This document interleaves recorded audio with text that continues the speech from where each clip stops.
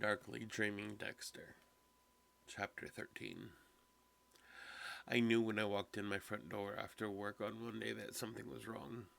Something had been in my apartment. Someone. The door was not broken. The windows were not jimmied. I couldn't see any signs of vandalism, but I knew. Call it sixth sense or whatever you like. Someone had been here. Maybe I was smelling pheromones the intruder had left in the air of molecules. Or perhaps my lazy boy recliner's aura had been disturbed. It didn't matter how I knew. I knew. Somebody had been in my apartment while I had been at work. That might seem like no big deal. This was Miami, after all. People come home every day to find their TVs gone, their jewelry and electronics all taken away, their space violated, their positions rifled, and their dog pregnant. But this was different. Even as I did a quick search through the apartment, I knew I would find nothing missing. And I was right. Nothing was missing. But something had been added. It took me a few minutes to find it. I suppose some work-induced reflex made me check the obvious things first. When an intruder has paid a visit, in the natural course of events, your things are gone: toys, valuables, private relics, the last few chocolate chip cookies, so I checked. But all my things were unmolested. The computer, the sound system, the TV, and VCR, all right where I had left them. Even my small collection of precious glass slides were tucked away in the bookcase, each with its single drop of dried blood right in place. Everything was exactly where I had left it. I checked the private areas next, just to be sure. Bedroom, bathroom, medicine cabinet. They were all fine too.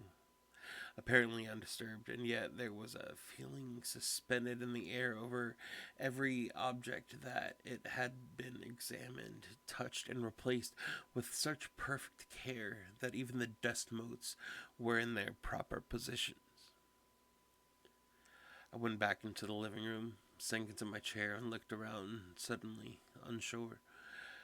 I had been absolutely positive that someone had been here, but why? And who did I imagine was so interested in little old me that they would come in and leave my modest home exactly as it had been?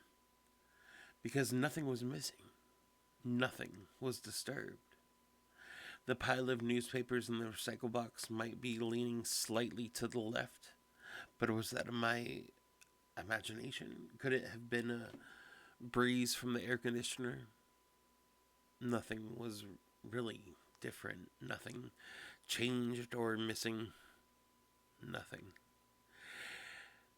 And why would anyone break into my apartment at all? There was nothing special about it.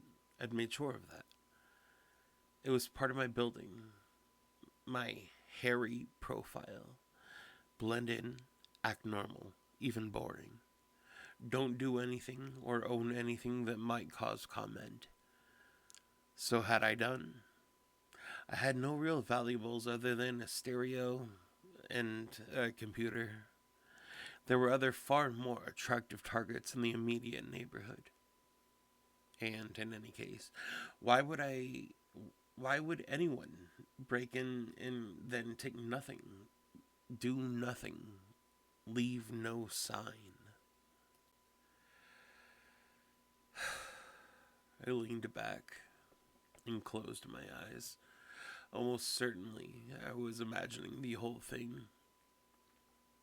This was surely just jangled nerves, a symptom of sleep deprivation and worrying too much about Deborah's critically injured career. Just one more small sign that poor old Dexter was drifting up and off into deep water, making that last painless transition from sociopath to psychopath. It is not necessarily crazy in Miami to assume you are surrounded by anonymous enemies, but to act like it is socially unacceptable, they would have to put me away at least. And yet, the feeling was so strong. I tried to shake it off. Just a whim, a twitch of the nerves, a passing indigestion. I stood up, stretched, took a deep breath, and tried to think pretty thoughts. None came.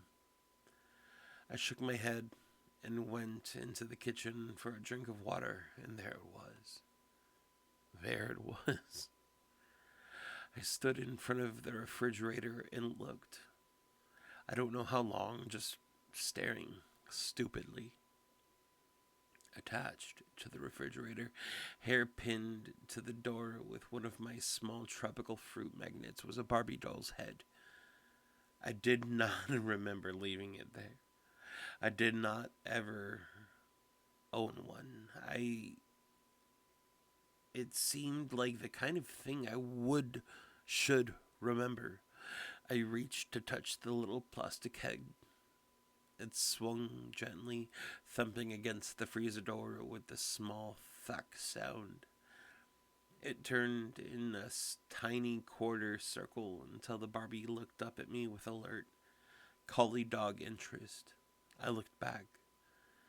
Without really knowing what I was doing or why, I opened the freezer door. Inside, lying carefully atop the ice basket, was Barbie's body. The legs and the arms had all been pulled off, and the body had been pulled apart at the waist. The pieces were stacked neatly, wrapped and tied with a pink ribbon, and stuck into one tiny Barbie hand was a small accessory, a Barbie vanity mirror. After a long moment, I closed the freezer door. I wanted to lie down and press my cheek against the cool linoleum. I reached out with my little finger again, flipped Barbie's head. It went thack, thack against the door. I flipped it again, thack, thack. I had a new hobby. I left the doll where it was and went back to my chair, sinking deeply into the cushions and closing my eyes. I knew I should be feeling upset, angry, afraid, violated, filled with paranoid hostility and righteous rage. I didn't. Instead, I felt what? More than a little lightheaded. Anxious, perhaps, or was it exhilaration? There was no possible doubt about who had been in my apartment, unless I could swallow the idea that some stranger for some unknown reason had been randomly chosen to enter my apartment as the ideal spot to display his decapitated Barbie doll. No. I had been visited by my favorite artist. How he had found me was not important. It would have been so easy to jot down my license number on the causeway that night. He had plenty of time to watch me from his hiding place behind the filling station, and then anyone with computer literacy could find my address, and having found it, it would have been easy enough to slip in and take a careful look around and leave a message. And here was the message. The head hung separately, the body parts stacked on my ice tray in that damn mirror again. Combined with the total lack of interest in everything else in the apartment, it all added up to only one thing. But what? What was he saying? He could have left anything or nothing. He could have jammed a bloody butcher knife through a cow's heart onto the linoleum. I was grateful he hadn't. What a mess. But why Barbie? Aside from the obvious fact that the doll reflected the body of his last kill, why tell me about it? And why this more sinister than some other gooier message or less? Was it, I'm watching and I'll get you? Or was he saying, hi, I want to play? And I did. Of course I did. But what about the mirror? To include it in this time gave it meaning far beyond the truck and the chase on the causeway. Now it had to mean so much more. All he could think of was, look at yourself. In what sense did that make? Why should I look at myself? I'm not vain enough to enjoy that, or at least I'm not vain about my physical appearance. And why would I even want to look at myself when what I really want was to see the killer? So there had been some other when I really so that so there had been some other meaning to the mirror, but I was not getting it. But even here, I could not be sure. It was possible that there was no real meaning at all. I did not want to believe that of so elegant an artist, but it was possible. And the message could very well be a private, deranged, and sinister one. There was absolutely no way to know, and so there was also no way to know what I should do about it, if indeed I should do anything. I made the human choice. Funny when you think about it. Me making a human choice. Harry would have been so proud. Humanly, I decided to just do nothing. Wait and see. I would not report what had happened. After all, there was... What was there to report? Nothing was missing. There was nothing at all to say except officially, Captain Matthews, I thought you should know that someone apparently broke into my apartment and left a Barbie doll in my freezer. That had a very good ring to it. I was sure that would go very well with the department. Perhaps Sergeant Dokes would investigate personally and finally be allowed to indulge some hidden talents for unfettered interrogation, and perhaps they would simply fling me on the mentally unable to perform list along with poor Deb, since officially the case was closing and even when open had nothing to do with Barbie dolls. No, there was nothing really to tell. Not in any way I could explain.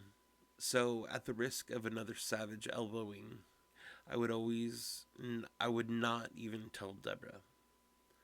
For reasons I could not begin to explain, even to myself, this was personal, and by keeping it personal, I could not begin to explain myself. Oh my god.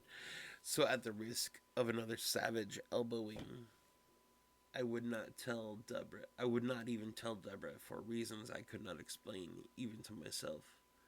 This was personal. And by keeping it personal, there was a greater chance that I could get closer to my visitor. In order to bring him to justice, of course. Naturally. With the decision I made, I felt much lighter. Almost giddy, in fact. I had no idea what might come of it, but I was ready to go with whatever came. The feeling stayed with me through the night, and even through the next day, as I worked and prepared my lab report, I comforted Deb and stole a donut from Vince Masuka. It stayed with me during my drive home through the happily homicidal evening traffic. I was in a state of zen readiness, prepared for any surprise. Or so I thought. I had just returned to my apartment, leaned back in my chair and relaxed when the phone rang. I let it ring. I wanted to breathe for a few minutes, and I could think of nothing that couldn't wait. Besides, I had paid almost $50 for an answering machine. Let it earn its keep.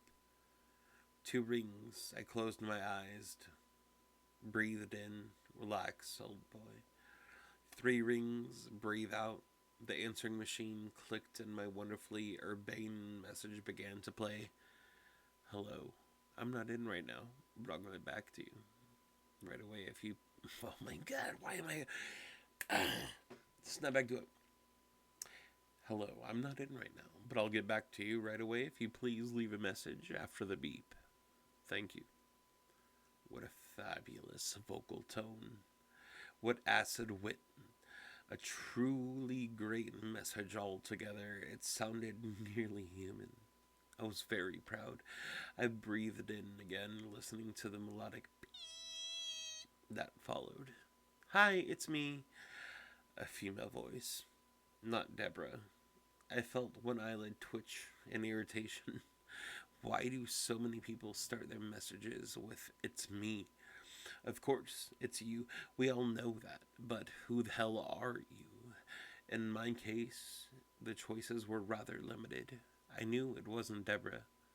It didn't sound like Laguerta, although anything was possible, so that left. Rita? I'm sorry, A long breath sighing out. Listen, Dexter, I'm sorry. I thought you would call me, and then when you didn't, I just. Another long breath out. Anyway, I just need to talk because I realized. I mean. Oh, hell. Could you, call me if. You know, I didn't know it all. Not at all. I wasn't even sure who it was. Could that really be Rita? Another long sigh. I'm sorry if. And a very long pause. 2 full breaths in deeply, out.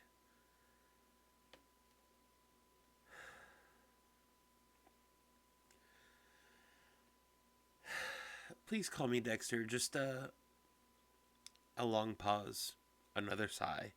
Then she hung up. Many times in my life, I have felt like I was missing something, some essential piece of the puzzle that everybody else had carried around them without thinking about it. I don't usually mind, since most of those times it turns out to be an astonishingly stupid piece of humania, like understanding the infield fly rule or not going all the way down on the first date. But at other times, I feel like I am missing out on a great reservoir of warm wisdom, the lore of some sense. I don't possess that humans feel so deeply they don't need to talk about it and can't even put it into words. This was one of those times. I knew I was supposed to understand that Rita was actually saying something very specific, that her pauses and stutters added up to a great and marvelous thing that a human male would intuitively grasp. But I had not a single clue as to what it might be, nor how to figure it out. Should I count the breaths? Time the pauses and convert the numbers to Bible verses and arrive at a secret code? What was she trying to tell me, and why? For that matter, was she trying to tell me anything at all? As I understood things, when I had kissed Rita on that strange and stupid impulse, I had crossed a line we had both agreed to keep uncrossed. With that thing done, there was no undoing it, no going back. In its own way, the kiss had been an fact of murder. At any rate, it was comfortable to think so. I had killed our relationship carefully by dragging my tongue through its heart and pushing it off on a cliff. Boom. A dead thing. I hadn't even thought about Rita since she was gone, shoved out of my life by an incomprehensible whim. And now she was calling me and recording her breathing for my amusement? Why? Did she want to chastise me, call me names, rub my nose and my folly, force me to understand the imminency of my offense? The whole thing began to irritate me beyond measure. I paced around my apartment. Why should I have to think about Rita at all? I had more important concerns at the moment. Rita was merely my beard, a silly kid's costume I wore on weekends to hide the fact that I was the kind of person who did the kinds of things this other interesting fellow was now doing, and I wasn't. Was this jealousy? Of course, I wasn't doing those things. I just recently finished for the time being. I certainly wouldn't do it anytime soon. too risky. I hadn't prepared anything, and yet I walked back into the kitchen and flicked the Barbie head. Thack, thack, thack. I seem to be feeling something here. Playfulness, deep and abiding concern, professional jealousy. I couldn't say, and the Barbie wasn't talking. It was just too much. The obviously fake confession, the violation of my inner sanctum, and now Rita. A man can only take so much, even a phony man like me. I began to feel unsettled, dizzy and confused, hyperactive and lethargic at the same time. I walked to the window and looked out. It was dark now, and far away over the water, a light rose up into the sky, and at the sight of it, a small and evil voice rose up to meet me from somewhere inside. Moon.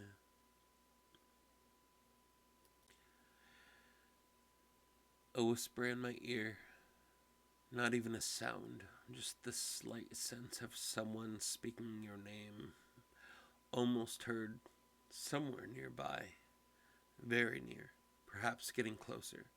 No words at all, just a dry rustle of not voice. A tone off tone, a thought on my breath. My face felt hot, and I could suddenly hear myself breathing.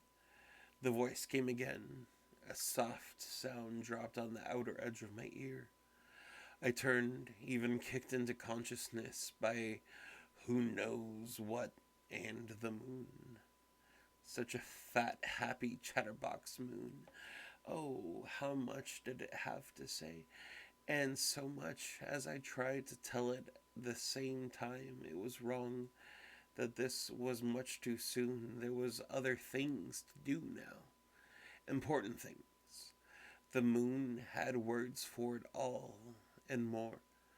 So, even though I stood there for a quarter of an hour and argued, there was never really any question.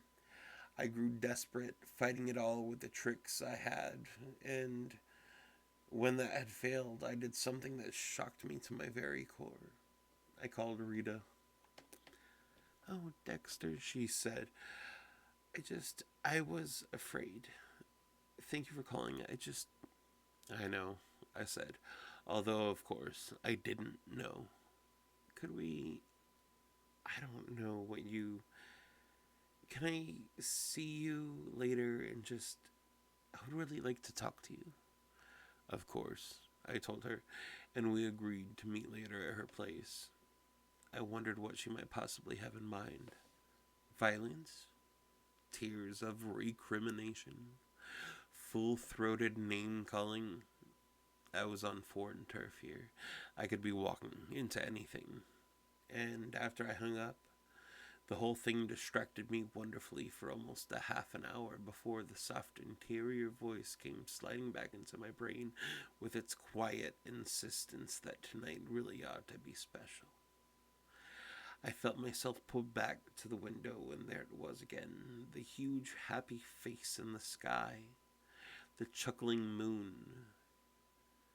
I pulled the curtains and turned away, circled my apartment from room to room, touching things, telling myself I was checking once more for whatever might be missing, knowing nothing was missing, and to the small desk in the living room where I kept my computer, knowing what I wanted to do and not wanting to do it, until finally, after 3/4 of an hour, the pull was too strong. I was too dizzy to stand, and thought I would just slump into the chair.